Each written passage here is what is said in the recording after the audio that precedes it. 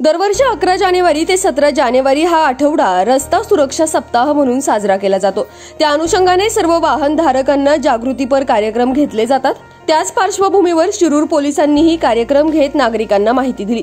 Shirur police स्टेशनचे सहाय्यक police निरीक्षक संदीप यादव यांच्या अध्यक्षतेखाली हा कार्यक्रम घेण्यात आला।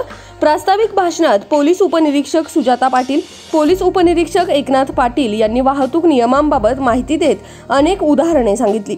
सामाजिक कार्यकर्ते बापू सानप यांनीही नागरिकांच्या वतीने मनोगत व्यक्त करत सावित्रीबाई फुले यांच्या जीवनावर आधारित पुस्तकांचे वाटप केले।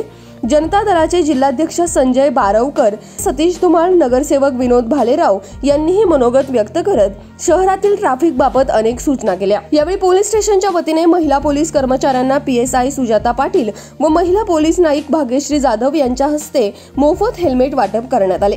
या कार्यक्रमाचे सूत्रसंचालन पोलीस अंमलदार शेखर झाडबुके यांनी केले, तर आभार पोलीस नाईक राजेंद्र वाघमोडे यांनी मानले। काय सांगाल, रस्ता सुरक्षा सप्ताह जो आहे, आता जो कार्यक्रम झाला, तुम्ही काय माहिती द्याल, काय आवाहन कराल लोकांना? रस्ता सुरक्षा अभियान या अंतर्गत आपण नागरिकांना वाहतुकीच्या नियमांचं पालन करण्यासाठी प्रोत्साहित करत आहोत।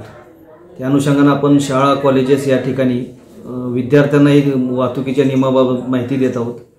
त्याच अनुषंगाने आज वाहतूक संघटना तसेच शिरूर शहरातील विविध संघटनाचे पदाधिकारी यांना बोलावून आपण आज कार्यक्रम आयोजित केला होता। कार्यक्रमाद्वारे आपण नागरिकांमध्ये वाहतुकीच्या नियमाबाबत जागरूकता निर्माण व्हावी व होणारे अपघात टाळावे यासाठी प्रयत्न करत आहोत। आज या रस्ता सुरक्षा अभियानामार्फत सर्व नागरिकांना आवाहन आहे की सर्वांनी वाहतुकीच्या नियमांचं पालन करावं, तसंच वाहतूक अंमलदार व पोलीस प्रशासन यांना सहकार्य करावं।